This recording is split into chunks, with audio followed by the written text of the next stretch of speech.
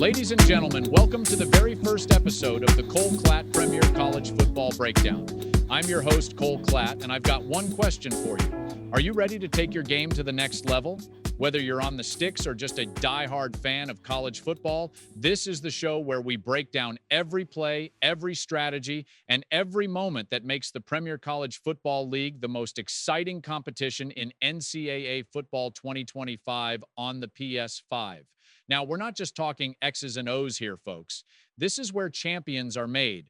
From legendary coaching moves to jaw-dropping upsets, we've got all the stories, the drama, and the inside scoop on what's happening in this league. And let me tell you, it's unlike anything you've ever seen. Whether you're gunning for that national championship or just trying to survive another week in the toughest sliders league out there, we've got you covered. So buckle up.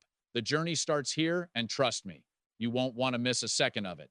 This is the Premier College Football Breakdown, and we're just getting started. We are just about 3 weeks into Season 2, and boy, oh boy, do we have a lot to unpack. It's not every year that you see the head coach of the defending national champions jump ship and take over at a new school. But here we are. And honestly, folks, when we talk about unexpected moves, this one's right at the top. Let's start with Coach Caron. This guy, what a story. Leading Coastal Carolina to a national championship, and let's be real, that's not something you see every day. I mean, Coastal Carolina, come on. This isn't Alabama. This isn't Georgia. This isn't Ohio State. But there they were, hoisting the trophy, and Coach Caron did it using what can only be described as the bare essentials. The man won a national title with essentially 3 plays. 3 plays? Let that sink in.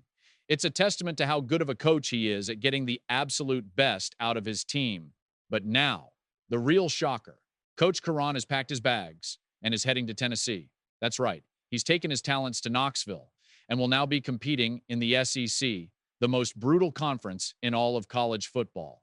And let me tell you, folks, this is where things get really interesting. Look, winning a championship at Coastal Carolina is a Cinderella story, no doubt. But doing it in the SEC, that's a whole different ballgame. He's going to face the cream of the crop week in and week out.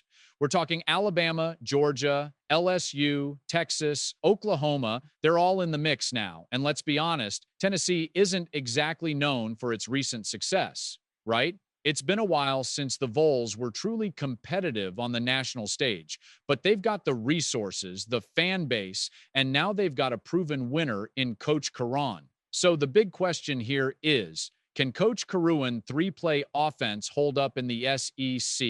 Or more importantly, can he evolve? Because if there's one thing I know about the SEC, it's that you can't rely on the same tricks for long. These defenses will adjust. The SEC, those guys live for challenges like this. So Coach Caron has to innovate. He's shown he can win with less, but can he win when the stakes are even higher and when the talent gap isn't so wide? I'll tell you what, though. Tennessee is going to be fun to watch this year. They've got a coach who just came off a national championship, and he's got a chip on his shoulder stepping into the biggest proving ground in college football. If he can make the Vols a contender again, we could be witnessing the start of something really special. I'm excited, folks. This is the type of storyline that makes college football so great. Let's see what Coach Key's got in his bag now that he's playing with the big boys. It's going to be a wild ride. All right, folks, let's switch gears and dive into some of these other coaching moves that have been shaking up the college football landscape. There's been plenty of movement, and some of these transitions are going to have ripple effects for years to come. First up, we've got Coach Codes making the jump from Georgia Southern to Virginia. Now, I get it. He probably just wanted to be in the ACC. Let's face it, it's a higher profile conference with more national exposure. But here's the thing. He leaves behind a ton of talent at Georgia Southern.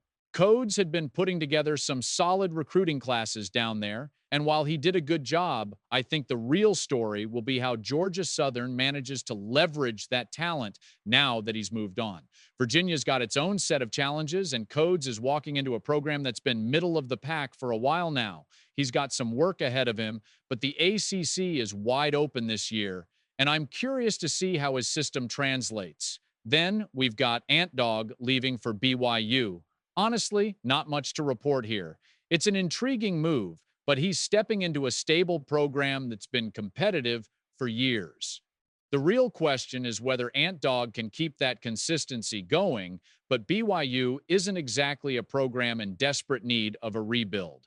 So I'm going to keep an eye on this one, but there's not a lot of immediate buzz. Now, let's talk about Greeny, who's leaving Middle Tennessee State for Maryland in the Big Ten. This one's interesting because Maryland has always been in that second tier of the Big Ten, never quite up there with Ohio State, Michigan, or Penn State. Greeny brings a fresh perspective from a smaller program, and that could be a game changer for the Terrapins. If he can improve their recruiting and put together some innovative game plans, Maryland could surprise a lot of people. But again, this is the Big Ten. It's a gauntlet, and Greeny's going to have to elevate his game. Speaking of the Big Ten, Mattegey follows Greeny to the conference as he takes over at Northwestern after leaving South Alabama. Northwestern is a tough job, no doubt about it. They've had flashes of brilliance over the years, but they've never been able to sustain it. Mattegey is walking into a situation where expectations aren't sky high, which might actually work to his advantage. If he can establish some stability and recruit well, Northwestern could become that scrappy team that pulls off some upsets in the Big Ten. I'm not expecting immediate success, but keep your eye on this one. Cammy heads west from Northern Illinois to Fresno State and the newly revamped Pac-12. More on the Pac-12 in a bit, but Cammy has a chance to make some noise out there. Fresno State has been a sleeping giant in the Mountain West for a while, and now they're stepping into a Pac-12 that's in flux. If Cammy can adapt quickly, this could be a perfect storm for him to elevate the Bulldogs to new heights. That's a program with a lot of potential, especially with the changes happening out west. Z moves from Bowling Green down to Texas State in San Marcos, and this move intrigues me. Texas State is a program that's been trying to find its footing for a while now. Z has a chance to tap into that Texas recruiting pipeline, and if he can do that successfully, Texas State could become a sleeper team in the conference. He's got a lot of work to do, but this move could pay off big down the line. Then we've got Casper heading from East Carolina to take over at Coastal Carolina, the defending champs. And what a situation he's walking into. Coastal Carolina is coming off a championship run, so the expectations are sky high. Casper's job is simple. Keep the train rolling, but you and I both know it's never that easy. He's got a target on his back now, and every team in the country is going to be gunning for Coastal Carolina. If he can handle the pressure, we might be looking at a new powerhouse program in the making. But let's see how he handles life at the top. And finally, D. Lloyd moves from Eastern Michigan to Cincinnati. Now, this is a solid move. Cincinnati has been one of the most consistent programs outside the Power Five for years, and they've built a culture of success.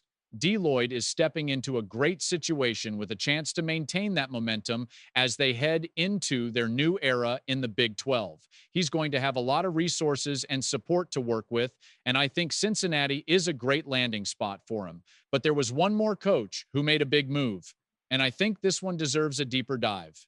We'll get into how that cookie crumbles next. Well, let's get into it, folks. The cookie has crumbled, and in spectacular fashion. Cookie Boy, a name that for so long has been synonymous with success, has left Rice University and joined the Florida Gators. Now, let's not beat around the bush here. Florida is a team beaming with talent. This isn't some underdog story. The Gators are loaded with skill, and everyone in the league saw Cookie Boy as the clear rival to Coach Caron and his Tennessee Volunteers. The stage was set for some epic SEC showdowns, or so we thought. But, and here's where it all changes, that was not to be. In a shocking turn of events, Cookie has decided to quit. Yeah, you heard me right. He's walking away because, get this, the sliders implemented in Season 2 are just too difficult for him. Now listen, I get it. We all want to have fun. We all want to win. But the idea that facing a real challenge against the CPU was too much for a Hall of Fame coach, that's a tough pill to swallow. Taking the easy way out by leaving Florida after just one game? Come on, that's not what we expect from someone of Cookie Boy's caliber. We're talking about a coach with an illustrious career, a man who's accomplished so much, and yet this is how he exits the stage, just because things got tough? Now, I don't want to be too harsh because Cook's accomplishments can never be questioned. His resume speaks for itself, and he's earned every accolade he's gotten. But quitting after one game with his college team, that's just another chapter in his PML story.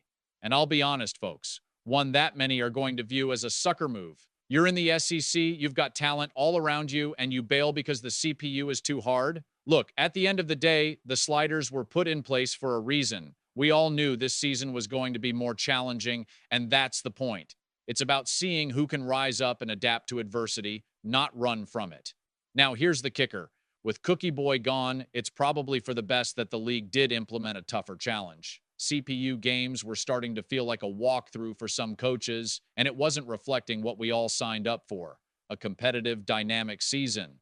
Those who choose to stick around are the ones man enough to deal with the adversity, the grind, the ups and downs. This is where you separate the great from the good. So, what's next? We've got coaches who stayed, coaches who are ready to face these sliders head on. And the real question becomes, who's going to conquer this challenge and come out on top?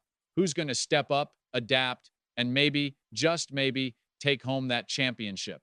One thing's for sure, it's going to be fun to watch. So buckle up, folks. This season just got a whole lot more interesting, and I, for one, can't wait to see how it all unfolds. All right, folks, that's a wrap for this episode of PGL NCAA 25 Breakdown. As always, the journey through college football is full of surprises, challenges, and unforgettable moments. Remember, it's not just about winning, it's about how you compete, how you grow, and how you respond when the game hits back.